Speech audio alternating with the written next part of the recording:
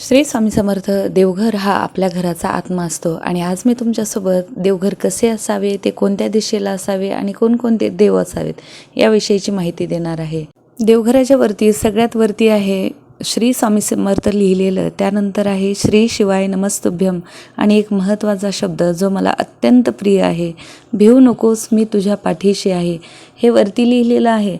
त्यानंतर एक कलश आहे स्थापना केलेली चिटकवलेला. त्याचबरोबर माझ्याकडे 2 तोरण आहेत, एक कवड्यांचं तोरण आणि एक रुद्राक्षाचं तोरण. हे 2 तोरण मी देवघराला लावलेले आहेत. त्याचबरोबर ही आहे उजव्या साईडला एक कामधेनू गाय आणि तसेच डाव्या साईडला एक कामधेनू गाय चिटकवलेली. सगळ्यात आधी इथं रांगोळीपासून सुरुवात करूया. आतमध्ये रांगोळी काढलेली आहे एका सहाणीवरती.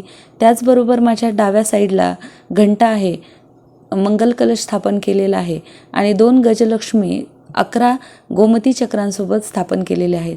आणि तसेच उजव्या साईडला दिवा असावा तेलाचा, दक्षिणावरती शंख, त्याचबरोबर कामधेनू गाय आणि एक मोराचं प्रतिमा आहे.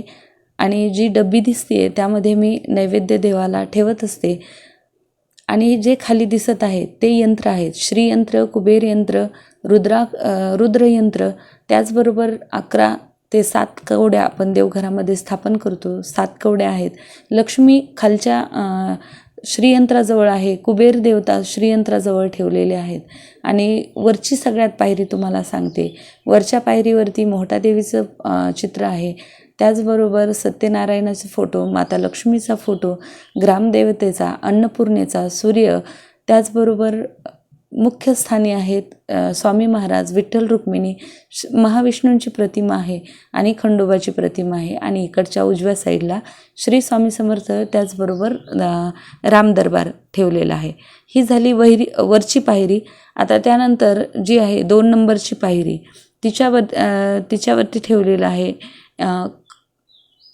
उतरण ठेवलेली आहे. सगळ्यात आधी 2 साईडला 2 उतरंडी ठेवलेल्या आहेत आणि एकामध्ये शंख बनवून ठेवलेले पैसे आहेत.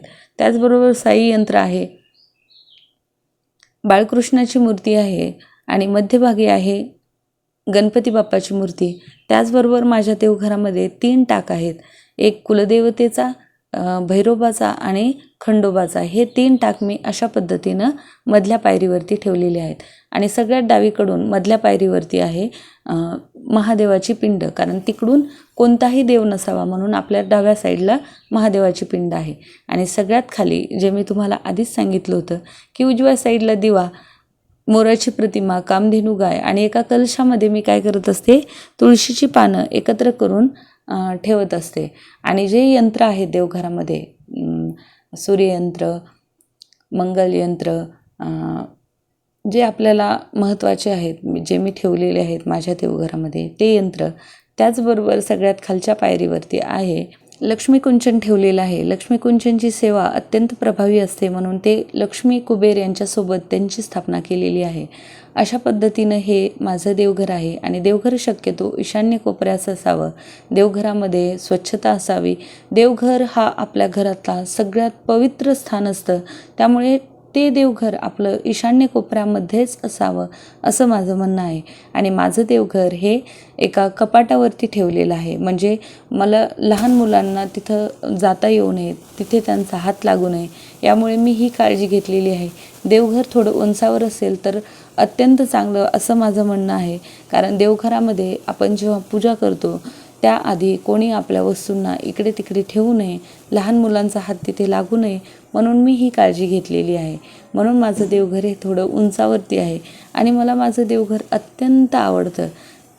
हे बघा, मध्यस्थानी गणपती बाप्पा आहेत आणि सगळ्यात महत्त्वाचं म्हणजे घरामध्ये, देवघरामध्ये गजलक्ष्मी असाव्यात. माझ्याकडे गजलक्ष्मी आहेत. गजलक्ष्मी या अत्यंत शुभकारी असतात. घरामध्ये गजलक्ष्मीची स्थापना असावी. देवघराच्या वरती मी पिवळ्या रंगाचं पिरॅमिड ठेवलेलं आहे आणि सगळ्यात खाली आता रांगोळी काढली होती त्याच्याजवळ एका वाटीमध्ये पाणी टाकून मी एक कासव ठेवलेलं आहे. कोणी पाण्यामध्ये ठेवतं, कोणी तांदळात ठेवतं, पण मी इथं पाण्यामध्ये ठेवलेलं आहे. तुम्हाला कसं वाटलं नक्की सांगा.